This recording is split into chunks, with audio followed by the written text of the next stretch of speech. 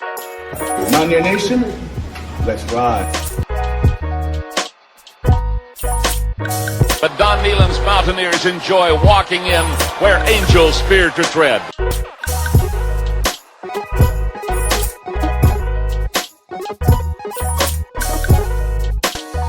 As the hills of West Virginia resound with the sounds of Golden Blue football.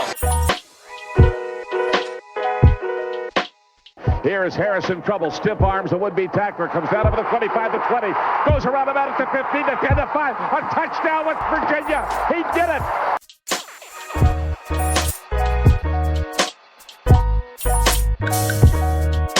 Takes the Slater one-on-one with the defender, look at Pat White! West Virginia football, you know what that's about, they don't know what it's about, West Virginia football, our table. Let them know. Leave no doubt tonight. Leave no doubt tonight. No doubt. They shouldn't have played the old Golden Blue. It is a great night to be a Mountaineer wherever you may be.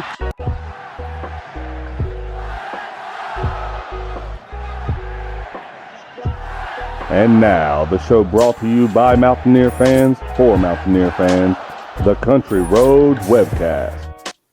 What's going on, Mountaineer Nation?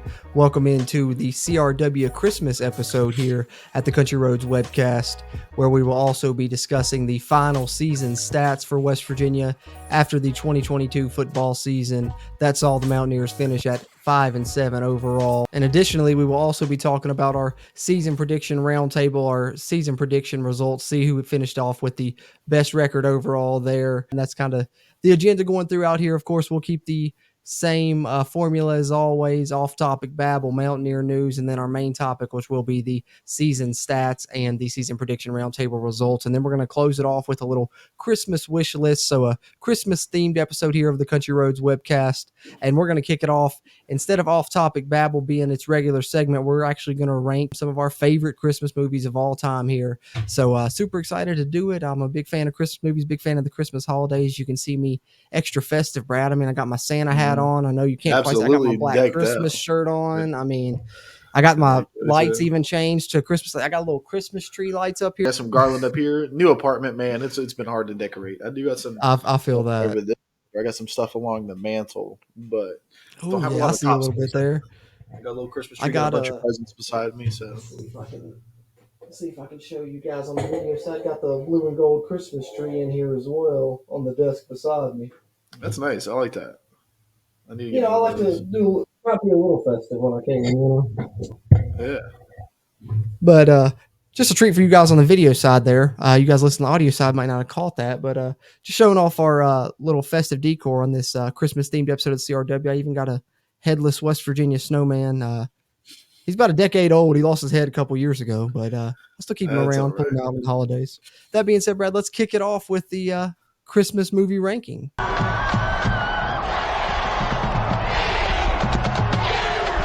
All right, so replacing our usual off-topic babble segment here, we're going a little bit more off-topic than usual with a Christmas movie ranking. We're going to both give our top 5 favorite Christmas movie rankings of all time. Of course, we're not saying these are the best Christmas movies of all time. These are just our personal favorites. Our list is just our list. We'd love to see yours, though, if you want to share it down in the comments. If you're watching this on the YouTube, on the video side of things here, share your Christmas movie rankings, your favorite Christmas movies in the comments with us. Always love engaging with you guys as we continue to try and grow the Country Roads Webcast community throughout Mountaineer Nation.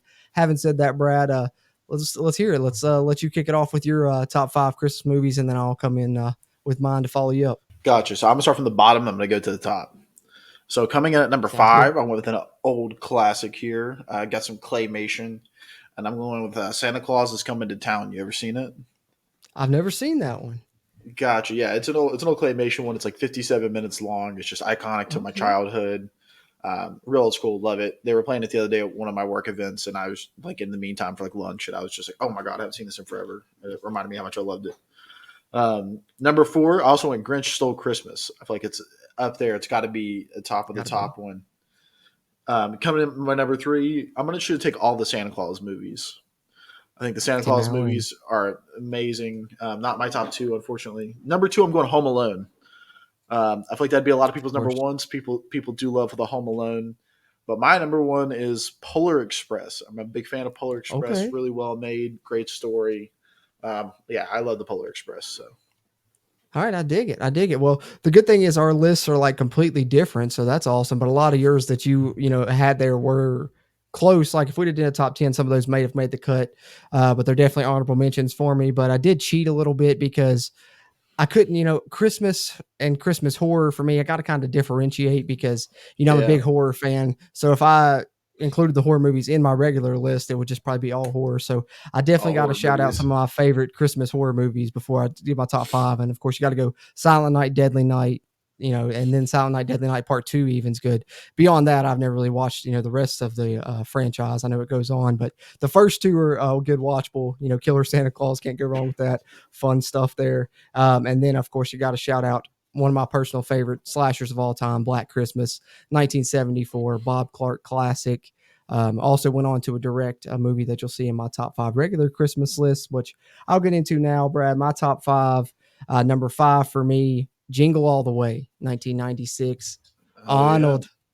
Yeah, I love Arnold. Arnold, man. I'm a big fan of Absolutely. Arnold, Van Damme, all them 90s action stars, and I think Yeah, that's a good one. Arnold's comedy chops are underrated too. This Kindergarten Cop, you can name a lot, and to me, this is probably my favorite comedic performance from Arnold. This or maybe Twins, but Jingle All the Way, great. I mean, get the Turbo Man. It's a lot of Christmas vibes. Of course, Big Turbo Sinbad's Man. hilarious. Phil Hartman was Yeah. hilarious, of course, back in the day. Rest in peace. So yeah, I love Jingle All the Way. I think that's underrated. Number 4 for me, A Christmas Story. The aforementioned Bob Clark directed Black Christmas in 74. 9 years later, directs an instant Christmas classic, A Christmas Story. Ralphie, You Shoot Your Eye Out. I mean, everyone knows A Christmas Story. You get the marathon every year. And I think that's why I grew to love it, just watching it every year, Christmas Eve and Christmas when I was younger. So that's number Get your 4 for tongue me. stuck to a pole. Yeah, the classic scene, Triple Dog Dare Ya. Number 3 for me, I think this is one that's kind of a little bit more obscure. I just found it probably in the last 5 to 7 years. It's also from the 90s though, and it's The Ref from 1994. Great comedy, underrated Christmas comedy. Like I said, yeah, not very many people know about this movie, Yeah, I or at don't least think it's I've ever not heard of it. talked about as much. Yeah, it's Kevin Spacey's in it. Dennis Leary, though, is the star of the show to me. I like Dennis Leary a lot. He's the stepdad in Sandlot. He's done some good stand-ups in the past, but I think he steals the show in this one with his comedic chops. He's actually like a cat burglar, robs homes, but gets caught in these one people's home, which is Kevin Spacey and his wife, and they have family coming over. So then he pretends to be their marriage counselor the whole night, and so just hilarity ensues. If you haven't seen The Ref, definitely check it out. Okay. Yeah, definitely. That My sounds funny. dog's barking in the background. He must approve. Yeah. I love that one.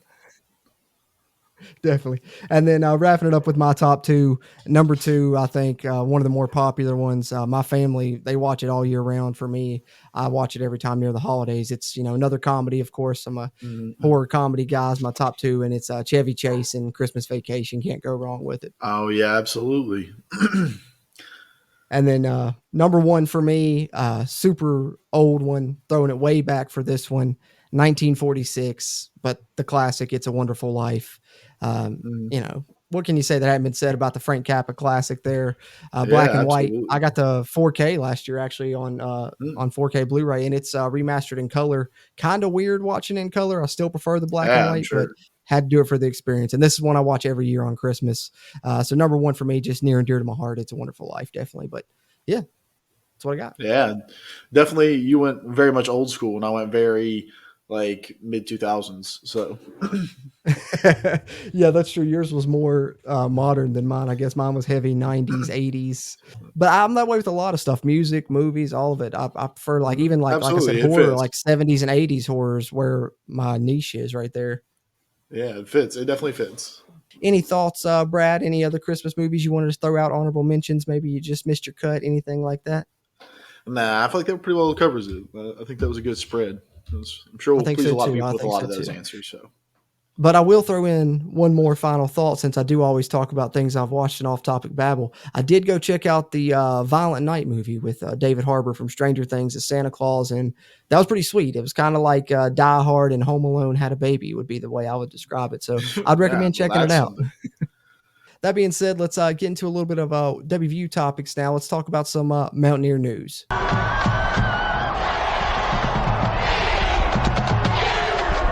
All right, so Mountaineer news now with the offseason running. Of course, one of the main topics is transfer portal.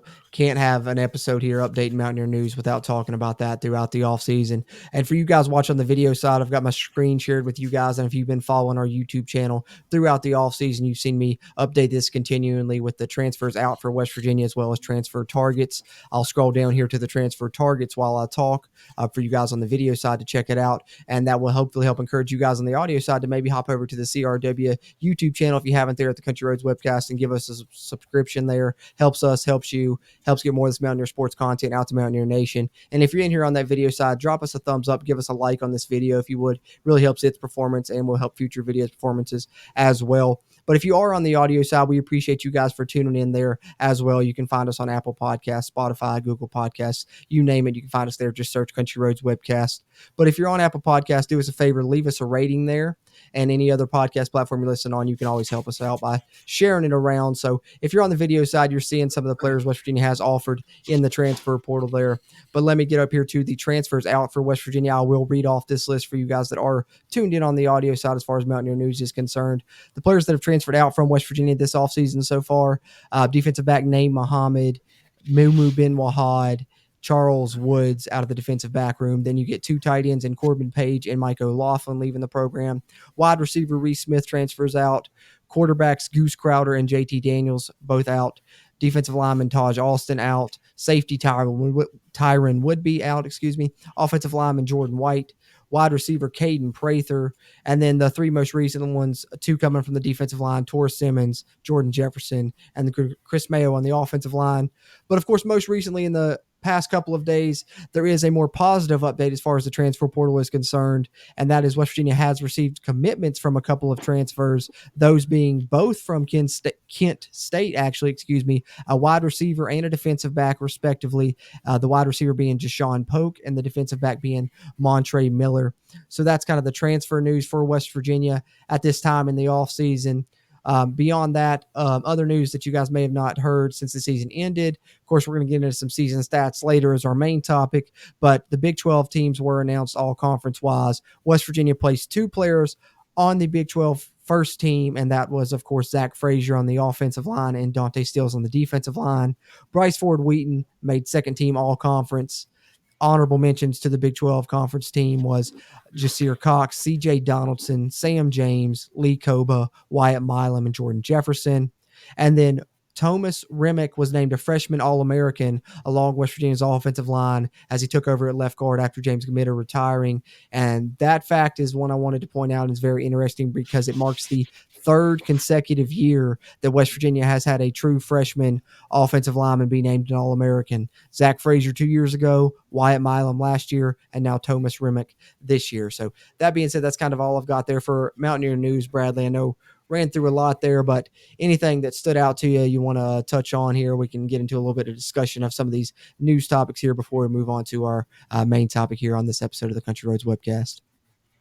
Yeah, we'll start with the last bit first. Thomas Remick getting freshman All-American, super impressive. I think that really, I apologize, Matt Moore, for being so rough on you. You've produced the last 3 years. I'm sorry. We're going to have a whole entire left side of the offense, starting with the center that's going to be former freshman All-Americans. For successful next year, it's going to be because of the front line and our running backs. So I'm sorry, Matt Moore, for harshing your mellow, man. My bad. No, I'm right there with you. I think a lot of the fan base, still continues to be, on him even this offseason, saying that he's one of the assistant coaches that they'd like to see go. where I do think that we will see other assistant coaches leave. And I guess that's one thing I should have talked about in Mountaineer News as well. I'm sure everyone probably knows it by now, but Graham Harrell, of course, leaving West Virginia to go be the offensive coordinator at Purdue, one of the most interesting developments of the offseason as far as the coaching situation is concerned. But I do think other West Virginia assistant coaches will leave as well. I'd say 1 to 2 more you may see move on and West Virginia have to replace. I'm not going to speculate on who that may be. Don't know if Matt Moore will be one of those, but I think, like you said, a lot of the fan base continues to be on him. And I think that that's kind of a misnomer because, like you said, 3 years in a row, freshman All-American. I think the offensive line was young. He was left with absolutely nothing when he came in. But I think we've seen them get better and better, especially this season. I think they were really good, especially when you consider run blocking, pass blocking. You can still judge the pass protection a little bit, I think, maybe. But run blocking, I thought they were really stellar for the majority of this season. So shout out to Matt Moore for that. I think it's a great thing to point out. Yeah, absolutely. And I think people can lay off a little bit. There's other places that your anger is more well pointed right now than at Matt Moore. Yeah, absolutely. Absolutely. And speaking of that anger, I know a lot of people think that the sky is falling right now because of everything going on, whether it be Neil Brown returning, a lot of reports surrounding the program and questionable things within the university's administration even. And then, of course, the transfer portal right now. West Virginia's lost now 14 scholarship players this offseason, have only brought 2 in. So I guess I ultimately just kind of want to ask, what's your thoughts on the state of the program in general this offseason, and I guess what West Virginia is doing or not doing in the transfer portal as of this recording anyway? Yeah, so I'm going to preface this with I'm going to support our team no matter what happens, and I'm going to stand there because I'm a fan of West Virginia University football, and I'm going to support it. But, and I say everything before but is nonsense, but I don't like where things are at right now. I think that everything's been super sloppy. I feel like our team feels unprepared. Kind of touching back to the portal, I told you I was okay with kind of not getting a lot out of the portal. I really think that the young players that we've seen play have really been outstanding, and I'd rather just trust a player that that I've seen kind of develop in our program rather than bringing somebody in. But the lack of interest from anybody is really scary. The fact that we picked up a couple kids from Kent State is nice, but that's not like an absolute answer, especially for like the defensive backside of the things. Like that whole entire defense is wide open right now. You've got, one returning defensive lineman, a couple guys that have played a little bit, like Michael Lockhart, played a little bit. But that defense is wide open right now. And to tell me that you can't get any talent in there, you can look at Montre Miller, sorry. Yeah, so like you get one DB, but if we're actually like a place kids want to be, then like we should be able to pull somebody here. And the fact that we're not getting a lot of love really shows out, because I think that Neil Brown's been able to get those guys in the past. I think that he's been able to reach out. He missed last year, but he was talking to kids, and I guess we see him talking to kids this year, but it just doesn't seem to be hitting in the same manner. And so I think that going into next year, man, we're going to be real scrap and bone. I mean, it's going to be. I feel like we're trimming the fat off our program, and now we're just getting to the meat of our program. And it's like, what we're going to have left, I don't know. It's going to be like a 1 deep, but if you get the right 1 deep, that's all that matters. So not feeling great at the moment. Me neither. I share a lot of the sentiments that you do, but the one thing that I can say is, like you said, West Virginia's losing a lot. I mean, just looking at the 2 rooms specifically that really stand out to me is the wide receiver room and the defensive back room, specifically cornerbacks. West Virginia losing your top 4 receivers, Reese Smith to the transfer portal, Caden Prather to the transfer portal, Bryce Ford Wheaton and Sam James moving on, graduating. And then out of the defensive back room, you're essentially losing almost every corner you had that played significant snaps. Wesley McCormick and Rashad Ajayi to graduation, Charles Woods to transfer, Mumu Ben Wahad moving on. Malachi Ruffin has graduated. It's unknown. I mean, he has another year of eligibility. He may come back, so you may get Malachi Ruffin back. You get your young guys back, your Jacoby Spells, your Andrew Wilson-Lamp. So to me, I think West Virginia really needs to hit home runs in the transfer portal this offseason specifically. We saw last year they missed in the transfer portal. I know I've made the analogy before comparing it to the basketball side where Huggins missed a couple of years ago. And getting lower level players. Seems like this year he's hit getting more Power 5 players. And I think West Virginia football needs to do that this offseason as well. I think at the time of this recording, though, I'm a little bit concerned about if they're going to be able to do that. Like I said, we're recording this a couple days ahead of National Signing Day. Who knows what's going to come out there? West Virginia may haul in some good we know they're going to have a pretty good class, but they may even sign some transfers that day too as well. Who knows? But at this time right now, judging on the information that I have, West Virginia has 2 transfers coming in, both from Kent State. Nothing against Kent State, but that's very similar to what we've seen West Virginia do in recent years, and not really have great success with that. And I think you're losing, a lot of production at receiver. You're losing a lot of production at corner.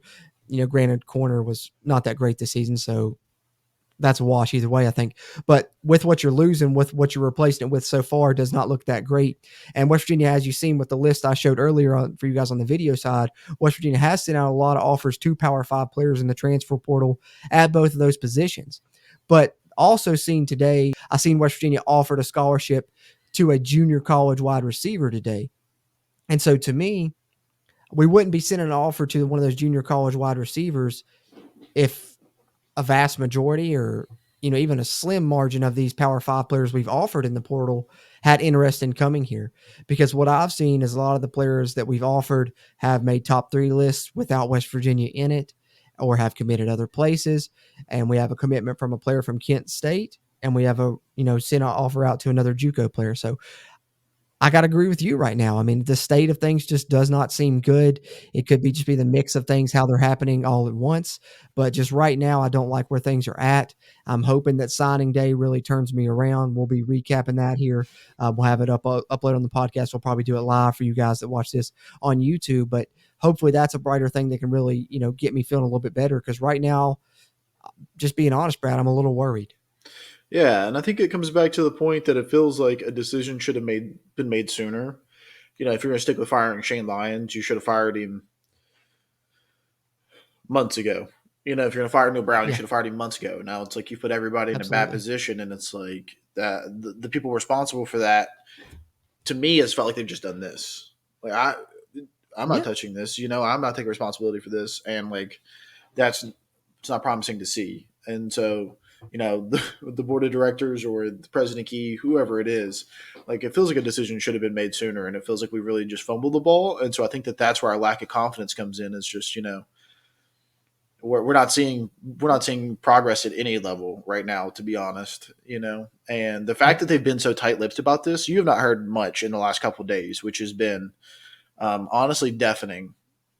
Since the season we've had, like you've not had, it has been, this long that you haven't heard anything, and it's just absolutely deafening. And I think that it speaks volumes on what's going on here. And so it's like I want to hope and I want to support Neil Brown because maybe he's just really at the bottom of this shit pile we've got going on, But no other way to put it.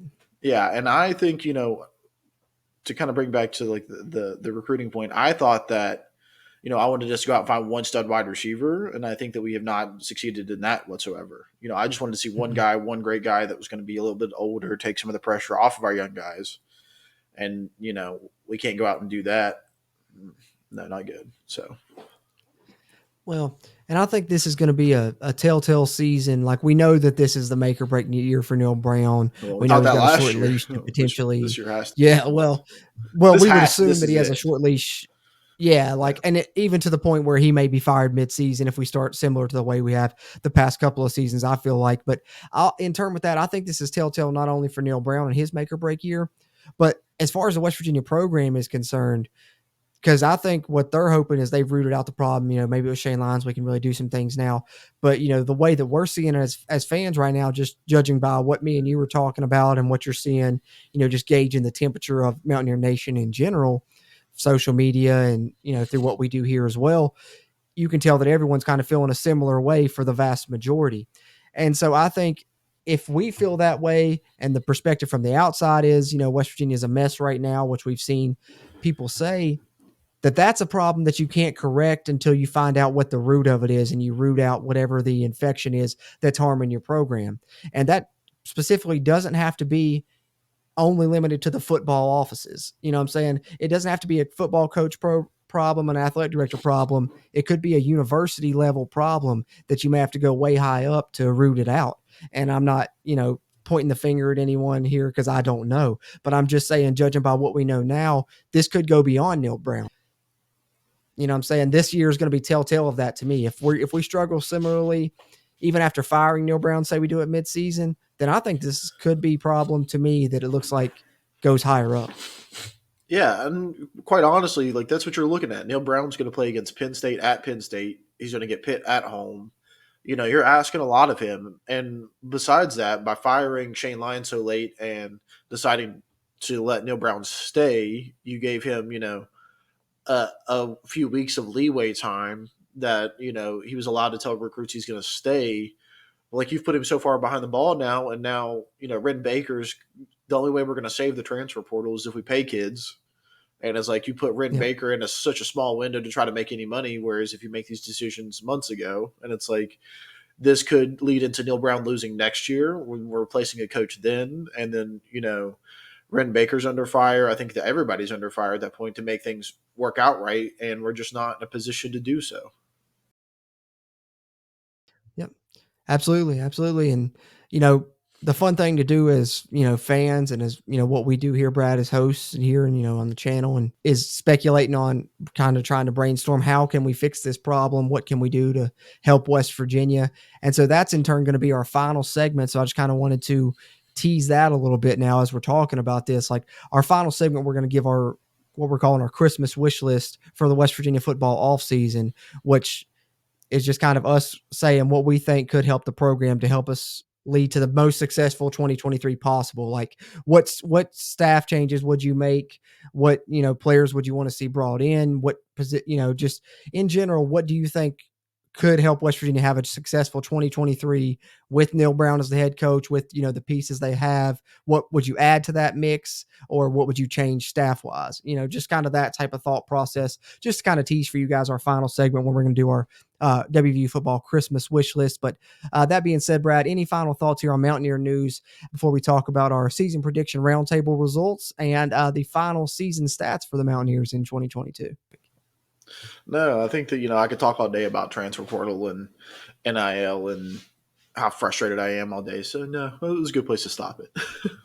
That being said, let's get into our main topic then today of the day with our season prediction roundtable results and the final season stats for the Mountaineers in 2022.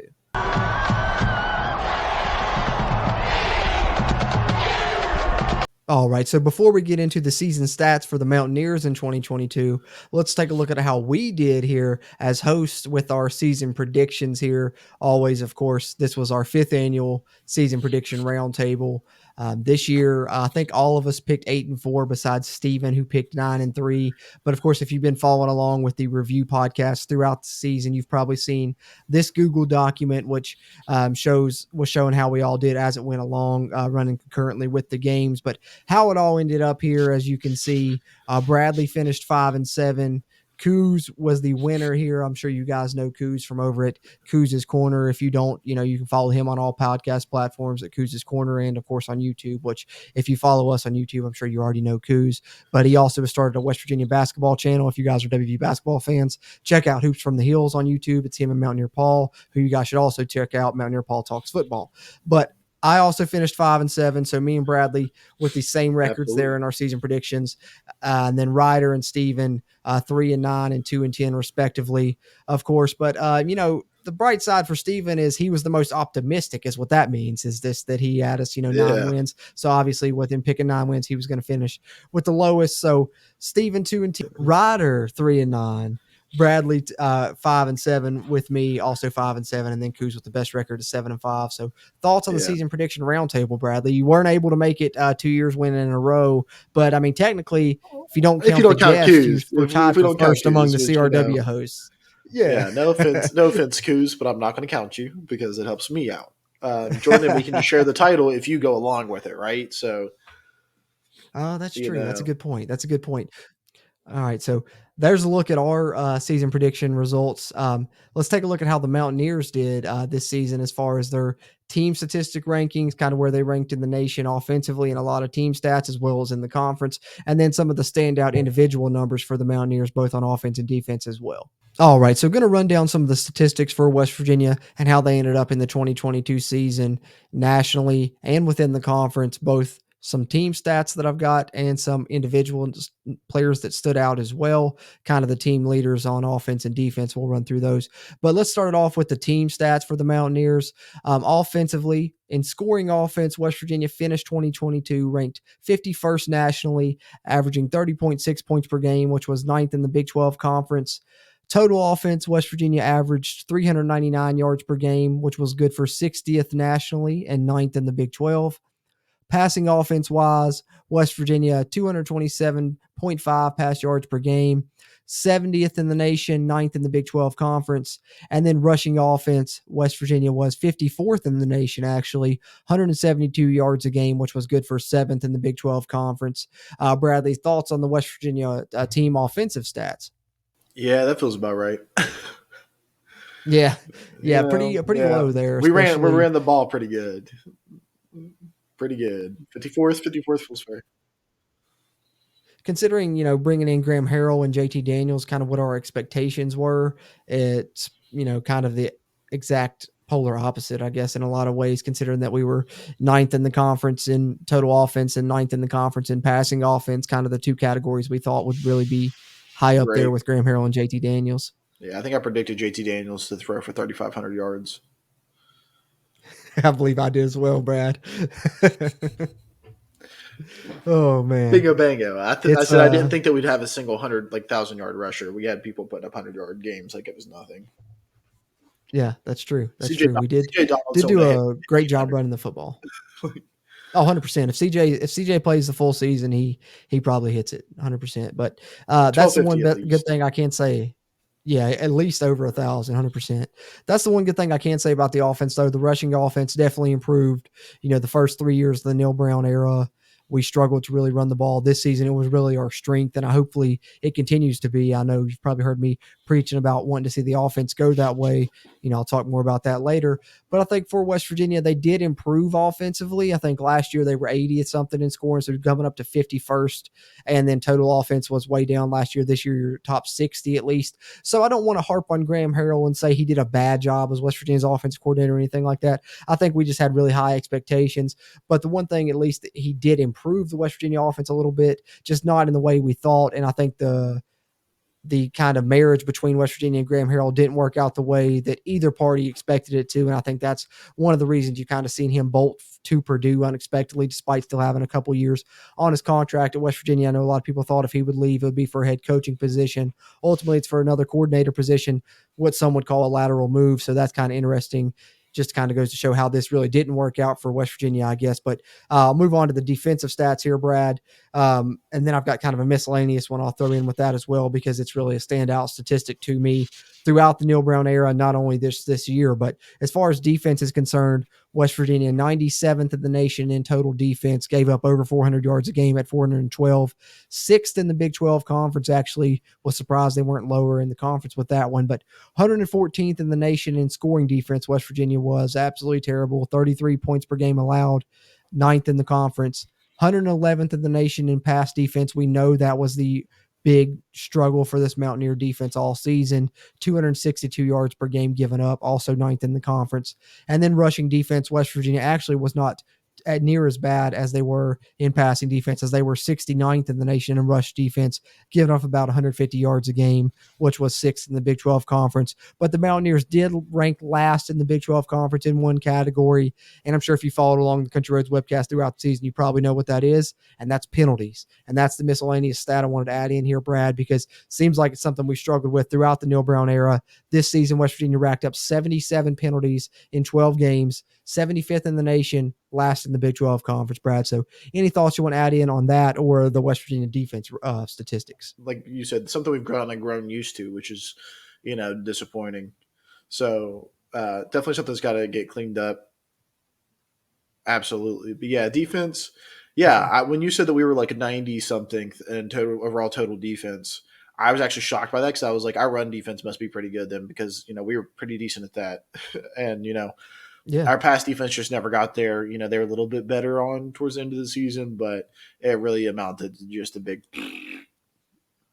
Yeah, it was terrible, and it just continued to get worse because not only was it bad initially, then injuries added up, and you had to move pieces around and work guys in there. But yeah, West Virginia 97th in the nation in total defense, and the only thing that kept them out of being ranked in the hundreds was the rush defense. Like you said, Brad, West Virginia 69th in rush defense to bring that average up because 114th in scoring defense, 111th in the nation in pass defense tells you all you need to know about the Mountaineer defense this season, in my opinion. Yeah, they've been better off the field.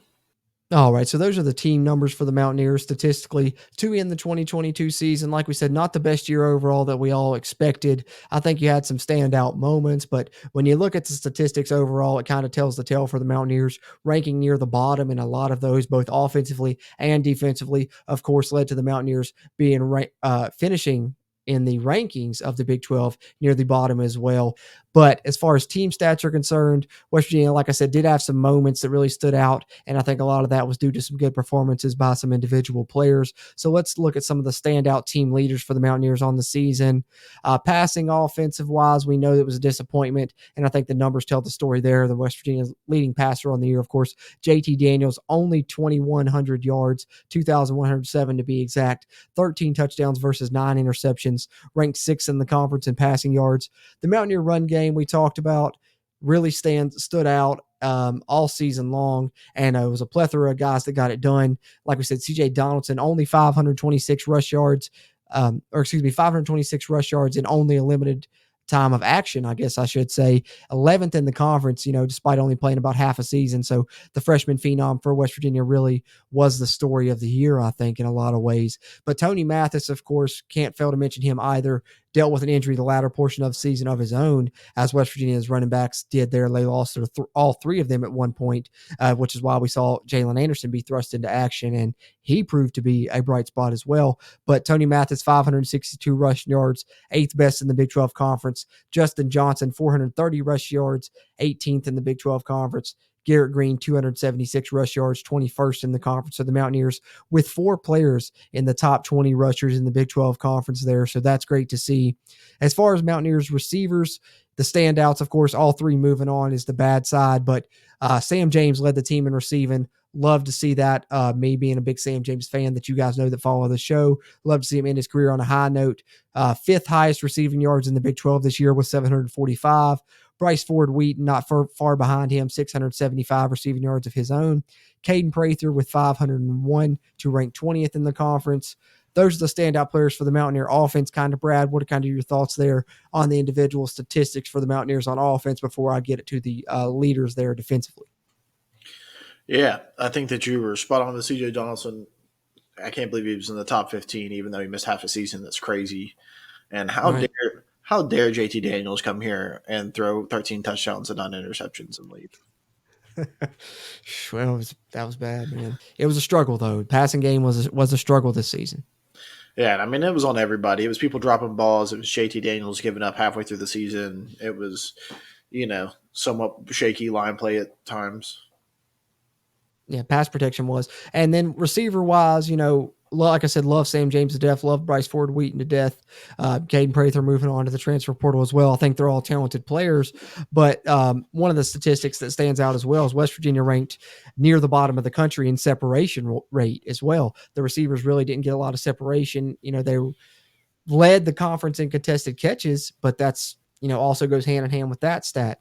I think that's a stat that they kept pointing out was Bryce Ford Wheaton leading the Big 12 in contested catches, which is great. But also all those catches are contested because our wide receivers were not very good at getting separation this season. So I know West Virginia has to replace a lot of production in that room, but at least, hopefully the guys they bring in can't be any worse at getting separation, Yeah, and I honestly think that there's a slim chance that we pull Caden Prather back. I really think that, they've suggested him. I think, well, if I'm being honest with myself, I'm Neil Brown. I'm looking at my top players and being like, hey, put your name in the portal. Try it. Put it out there. Whatever people offer you, we'll match it. and just being like, hey, like, this is how we're going to appreciate your value. Just like, right now we don't know what that is. We're so far behind the 8 ball. You're just like, Caden Prather, put your name out there, see what offers you get, let us know, and then we're going to see if we can beat it. If they can't, they can't, But right now, like, I think that's the approach you have to take. And, technically schools can't talk to you unless you're in the portal. So you put your name in the portal, you see what kind of offers you get. You come back to Neil Brown, you say, hey, I need this kind of money. This is what people think I'm worth. And, maybe he plays harder for it. And you come in and you feel a big portion of that lost production right there. And, some of these holes, if you're not going out and getting a transfer stud wide receiver, then you're trying to keep one at home. So I think there's still a slight chance. If I'm Neil Brown, that's what I'm doing. Can't guarantee that's how it's going to go. Caden Prather did wait longer to put his name into the portal, which, and he hasn't posted about any offers yet. So he's keeping very quiet about it. So who knows? Yeah, it's definitely possible. And I think that'd be a great course of action to potentially take. So I agree with you there. It could also be the same thing with Jordan defensive Jefferson side, too, slightly. Yeah. No, perfect segue there because Jordan Jefferson, of course, I think that's obviously the two biggest losses West Virginia suffered in the transfer portal, Caden Prather and Jordan Jefferson. So that's one thing I always preface when I'm doing transfer updates. I try to preface it with, players can return.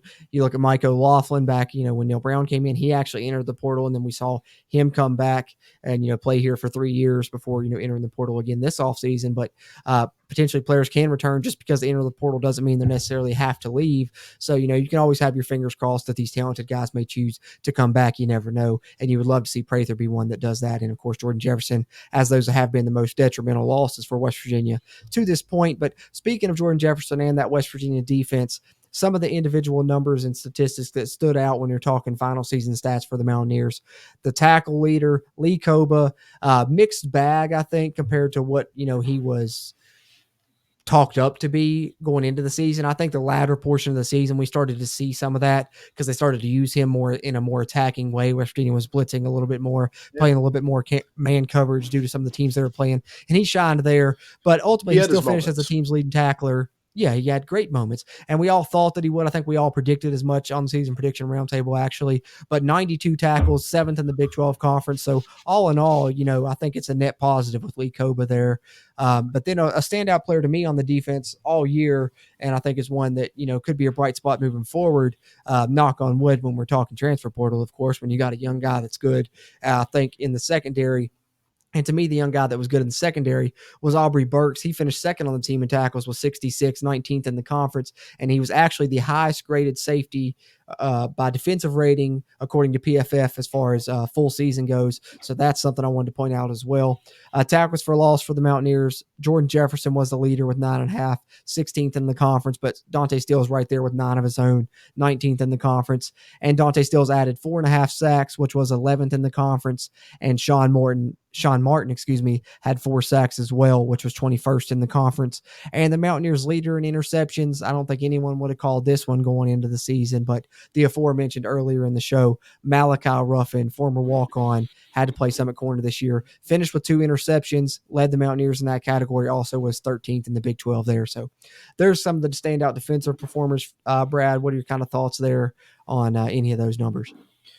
Yeah, they're a lot lower than what you would want them to be. I think it's indicative of the season we had. Just, you don't want your, top tackler being your safety back there, and so, or not your top, your second best, Aubry Burks. And I thought Aubry Burks played well. I think that he was amazing. Right. I thought that he was one, like you said, shining spot on the defense. But, yeah, to hear that, you're also losing a lot of stats right there. I think about the only one you're keeping is Lee Koba and, Aubry Burks, hopefully, and Sean Martin, which I'm excited for Sean Martin going forward. Absolutely. I am too. Definitely. I think you got some young potential, at least, moving forward, that can return next season. Lee Koba, I think, is going to only get better. And then, like you said, Burks is young, and Sean Martin, young and continuing to get better and better, finally earning a starting job this year. So I think you potentially have some pieces on the defense. You just kind of have to fill in and hope you win in the transfer portal, which we talked about earlier. But speaking of that transfer portal, that'll kind of transition us to our final segment here on our CRW Christmas episode / season stat recap for West Virginia football in 2022. And that is going to be our WVU football Christmas wish lists.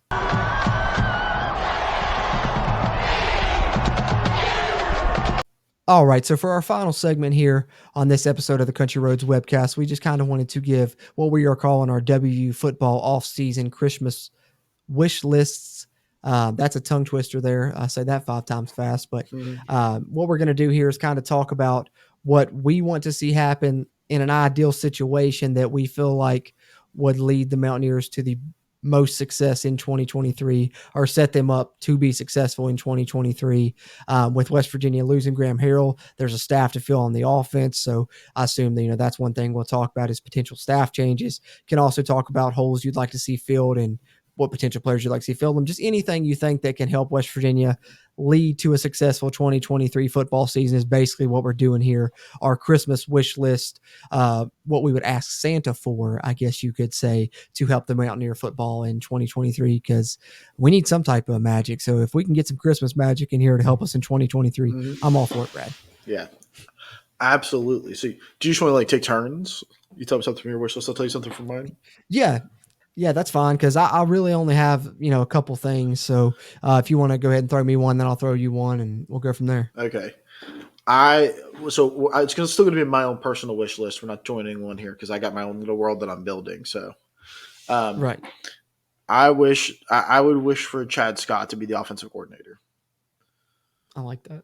I think that we need to really embrace the run. I think we've got 4 great running backs. You might keep 3 of them. You might be able to keep all 4 of them, maybe. And you just embrace the run game. You get your quarterback that can kind of show off on the run game. So, it's like good under Garrett Green. So I think that, you let Chad Scott take over, even if Neil Brown's running the play calls. I still think that Chad Scott can be bumped up to kind of, have a little bit more decision-making in that.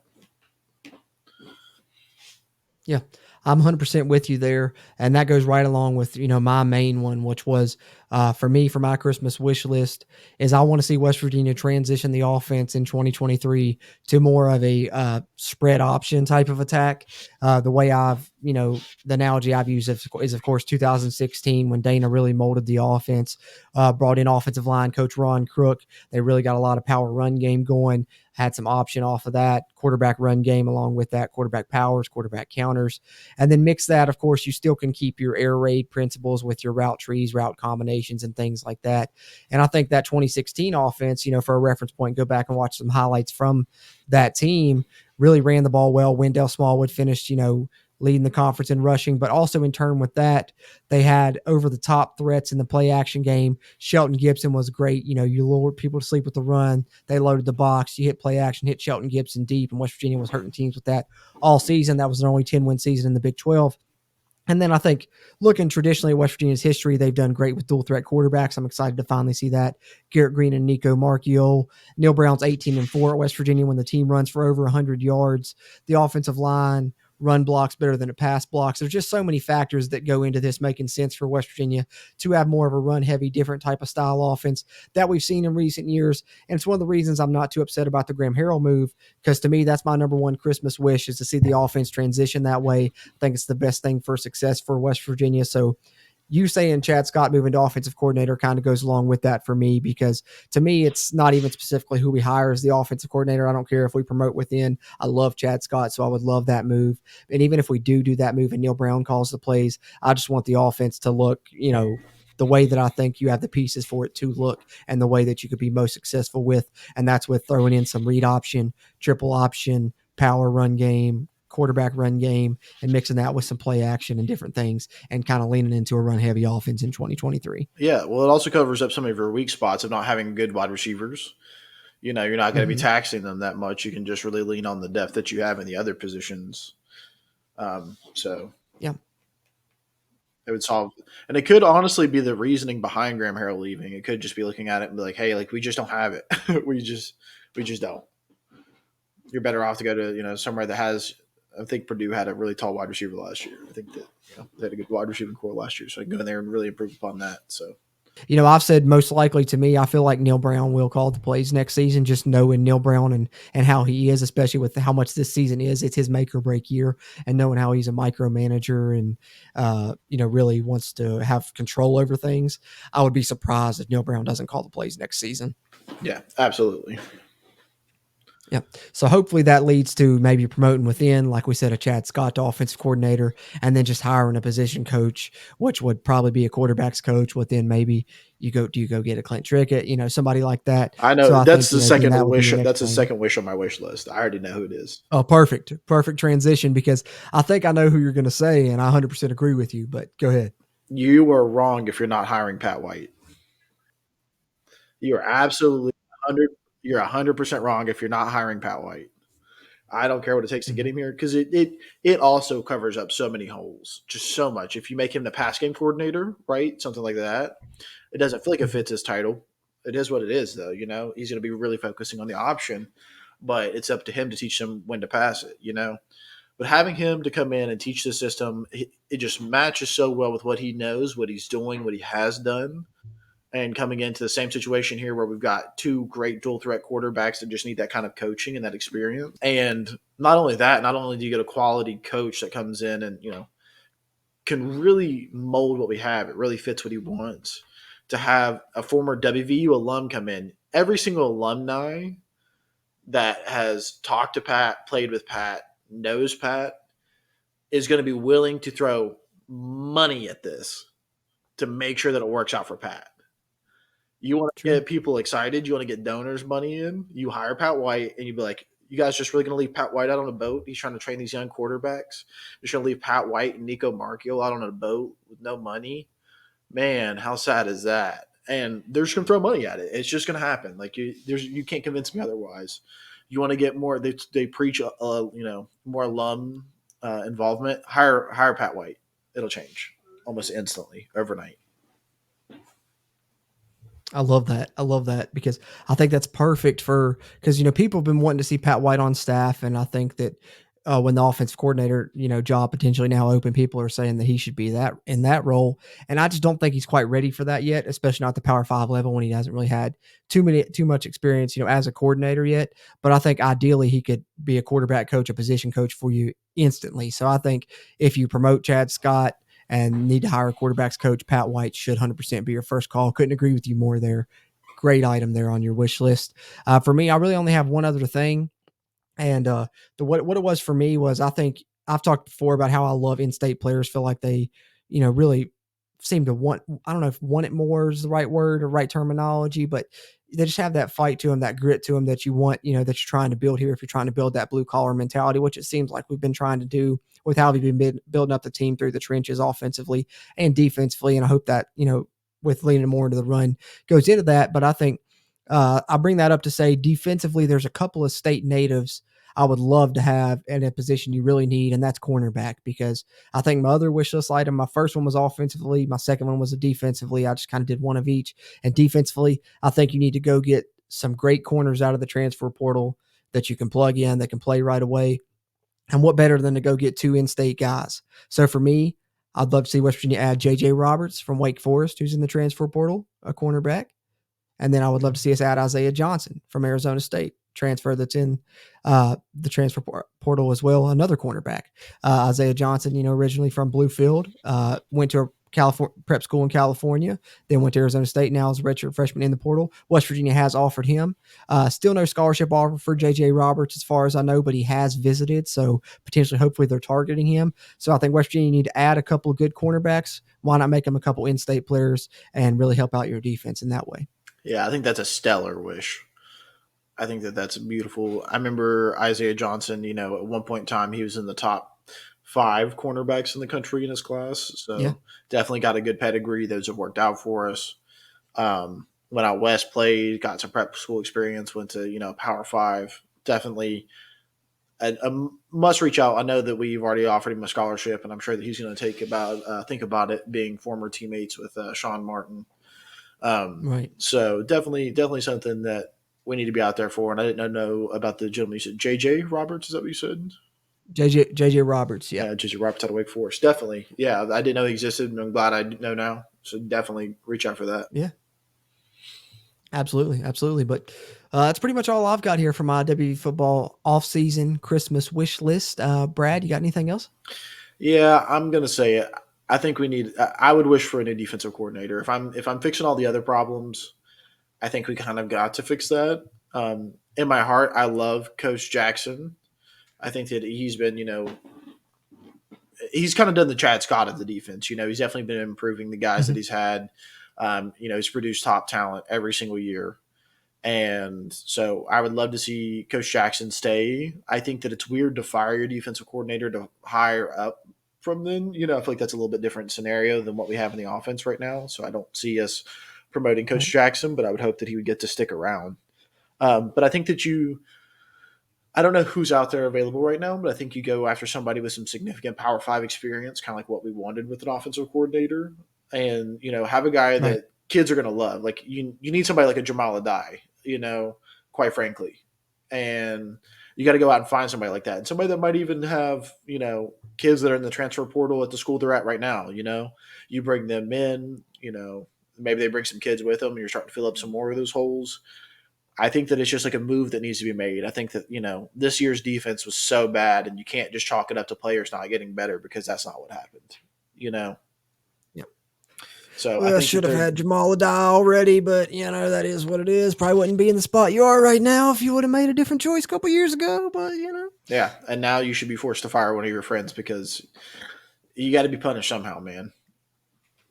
It's got to, it's not punishment. I'm sorry. It's not punishment. I love Jordan Leslie. He's a great coach, but it's just, we got to have somebody with some spark come in, man. Because right now that defensive side is just not a cohesive unit.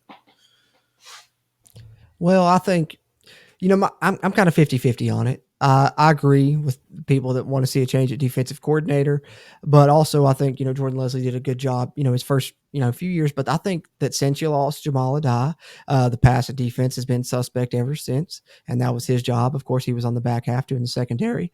And like I said earlier, I was, kind of tongue in cheek there, but literally I think West Virginia should have went with Jamal Adai as their defensive coordinator when they chose between the two.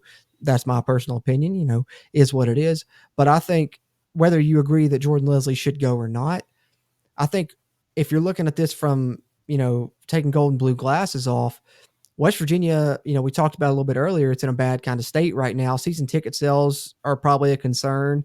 Individual game sales, financial support in general. I think the fan base is upset about Neil Brown coming back and, among other things that are happening. So you have to rally him somehow. You have to give him something. I think, when you have defense, we talked about the numbers earlier, 100 and something in the country in pretty much every defensive category, save for rush defense.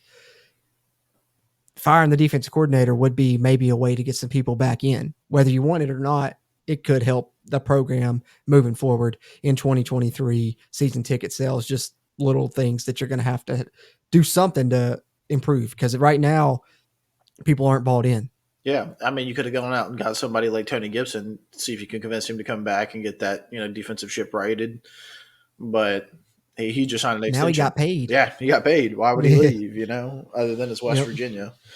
So I don't know, man. I don't know if they'll. Like I said, there's going to be more staff changes coming. I would be absolutely shocked if we went into the next season with virtually the same staff, save for Graham Harrell and whoever they bring in. So I definitely see that coming. I don't know if it'll be Jordan Leslie, but what I can tell you guys is we'll report it as it happens. We'll talk about who we want to see. And then when somebody comes in, we'll let you know about them as well. But I guess that's pretty much it for Christmas wish list, Brad. Any final thoughts, any plugs you got? I know you got your Twitter handle up there on the screen for those watching on the video side, but you want to plug that for those on the audio side, and anything else you got, go ahead and throw it in. Gotcha. Yeah, if you guys ever like WVU recruiting, I try to keep up with that. It's been kind of off the last few months because I've been in the process of moving, new jobs and such. But I'm definitely hoping that after the new year, getting into spring ball and stuff like that, I'll be able to keep up with it better again. So that being said, if you want to follow my football recruiting Twitter, it's at Big Bubba Brad CRW. That's again at Big Bubba Brad CRW. And yeah, I'm definitely active on there, pretty active every day. Like I said, especially with recruiting. But if you ever want to talk with me on there, I'm always tweeting it up. Absolutely. And you can follow the podcast itself on Twitter at WVU Country Roads. Interact with us there as well and get announcements that way. And of course, Facebook as well, Country Roads Webcast. if you're on the YouTube side, appreciate you tuning in there to the video version, which of course you can find on our YouTube page. If you're catching this out on the audio side, hop over to the YouTube channel. Even if you don't want to watch the video version of the long form podcast, there's all kinds of updates going on, and they're going to continue throughout the off season here. Football wise, transfer portal news, coaching staff news. As that happens, that'll be coming up on our YouTube channel. And then of course, basketball season now in full gear for West Virginia basketball as well. We've got the CRW Hoops podcast going on, which of course on the audio side will show up here in the Country Roads Webcast main feed. And then, of course, basketball post-game reactions are live streamed on our YouTube, Facebook, and Twitch if you want to check those out as well. Just search for Country Roads Webcast. So plenty of content coming moving forward from us here at the Country Roads Webcast, definitely. As far as football podcasts are concerned, as news piles up throughout the offseason, we'll release more of those. The next one you can look forward to, though, as far as football long-form podcasts are concerned, is our signing day recap. Like I said, we'll probably live stream that here on the 21st once most of the letters of intent come in on our YouTube channel. And I'll take the audio and upload it here on the podcast for you guys to listen on any podcast platform you like. Other than that, if you're on the YouTube side, drop a thumbs up, give us a like before you head out. If you're watching this video, we really appreciate it.